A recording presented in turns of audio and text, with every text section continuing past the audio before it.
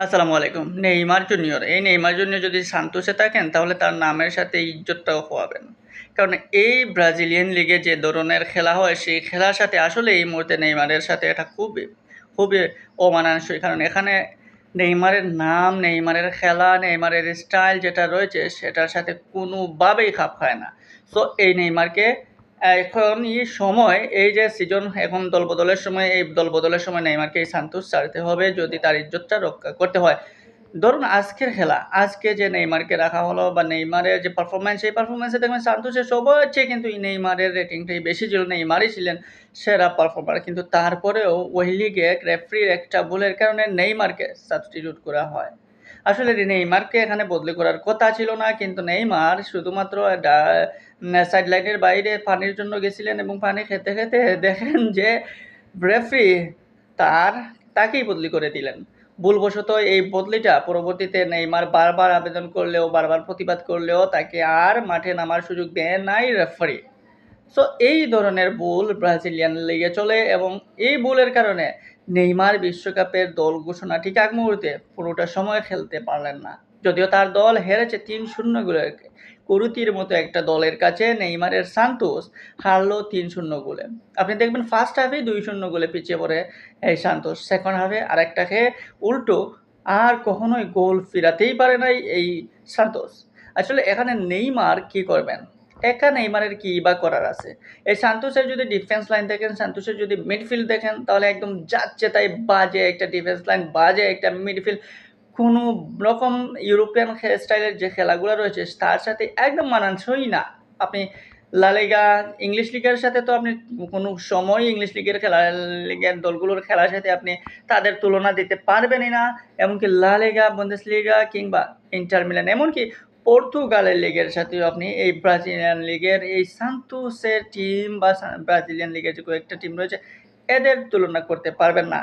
আপনি ব্রাজিলিয়ান হয়তো ফ্লামেঙ্গো মতো কয়েকটা টিম রয়েছে যাদেরকে আপনি বলতে পারেন যে ওরা ক্লাব বিশ্বকাপে দারুণ ফুটবল খেলেছে, তাদের সাথে তুলনা দেয়া যায়। কিন্তু আসলে কি দেয়া যায়? আপনি যদি সান্তোসের মতো টিমটা দেখেন, যে সান্তোসে অনেক আশা ভরসা করে নেইমার গেলেন, যে ছোটবেলার সেই ছোট্টবেলা থেকে যেই দল থেকে নেইমারের গড়ে ওঠা, সেই নেইমার যখন এই সান্তোসে গেলেন তখন আগের সান্তোস এবং এই সান্তোসের মধ্যে অনেক তফাৎ।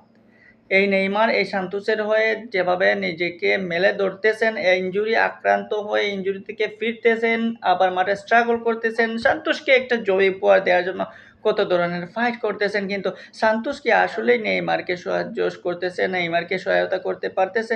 সান্তোসের যে প্লেয়াররা, ওরা কি আসলে নেইমারের খেলার সাথে নিজেদেরকে মানিয়ে নিতে পারতেছে? যে ডিফেন্স লাইন, যে বাজে একটা ডিফেন্স লাইন। আজকে যে আজকে সান্তোসের খেলা যারা দেখেছেন, যে ফার্স্ট হাফ যারা দেখেছেন, তারা দেখতে পারেন যে কীভাবে তারা গোল খেলো। তাদের ডিফেন্স লাইন বা তাদের মিডফিল্ড প্রত্যেকটা বিভাগেই ব্যর্থতা। কারণ ওই যে প্লেয়ারগুলো রয়েছে ওদের কোয়ালিটি আসলেই ইউরোপিয়ান কোয়ালিটির সাথে একদমই যায় না। নেইমারের সাথে যায় না, ইউরোপিয়ান টিমেরদের সাথেও যায় না। সো এখানে থেকে নেইমারের কোনো উন্নতি হবে না। উল্টো নেইমার তার নামের সাথে তার যে উজ্জ্বলতা, তার যে খেলা সব কিছুই হারিয়ে ফেলবেন এবং এই নেইমারকে হয়তো ফিউচারে এই সান্তোসে থাকার কারণে যদি আবারও থাকেন আরেকটা সিজন, তাহলে হয়তো এই নেইমারের নামটাও পর্যন্ত আর মুছে ফেলতেই হবে। কারণ এখানে নেইমার একার পক্ষে সান্তোসকে উপরে নিয়ে যাওয়া, সান্তোসকে ক্লাব বিশ্বকাপে নিয়ে যাওয়া, সান্তোসকে চ্যাম্পিয়ন্স লিগ খেলতে দেওয়া বা কোপা আমেরিকার সেরা টিম হয়ে যাওয়া, এই কোনোটাই আসলে এই সান্তোসের মধ্যে দেখা যাচ্ছে না, তাদের প্লেয়ারদের মধ্যে দেখা যাচ্ছে না। সো উচিত হলো নেইমারকে ইজ্জত রক্ষার্থে নেইমারকে এই দলবদলের মৌসুমে তাকে সান্তোস ছেড়ে অন্য কোথাও দল গঠন করা, অন্য কোথাও তার পাড়ি দেয়া, নতুবা নেইমারের নামের সাথে যাবে না। এখন অপেক্ষায় থাকুন ব্রাজিলিয়ান ফ্যানরা, আসলেই 18 তারিখ যে ব্রাজিলিয়ান বিশ্বকাপ স্কোয়াড ঘোষণা করবে সেখানে নেইমার থাকবেন কিনা এটা নিয়ে অনেক কথা হচ্ছে, অনেক কথাবার্তা। ফেসবুক জুড়ে আপনি দেখবেন প্রত্যেকটা ক্ষেত্রেই নেইমার আসলে বিশ্বকাপে থাকছেন কিনা এটা নিয়ে ফ্যানরা দারুণ সন্দিহান, এবং এই সন্দিহান থাকার কথা। কারণ নেইমারের ইনজুরি আক্রান্ত এবং নেইমার দীর্ঘদিন থেকে ব্রাজিল জাতীয় দলে উপেক্ষিত। ইনজুরি কারণে নেইমারকে কার্লো আনচেলত্তি লাস্ট কয়েকটা ম্যাচেও ডাকেন নাই। সো এখানে স্বাভাবিক। সো এখন অপেক্ষায় থাকা যে আসলে নেইমার বিশ্বকাপ স্কোয়াডে আছেন, থাকবেন কিনা, বিশ্বকাপের দলে নেইমার যাচ্ছেন কিনা, অপেক্ষায় থাকুন, দেখুন। এবং উচিত হলো নেইমারের আসলে সান্তোসটা ছেড়ে দেওয়া।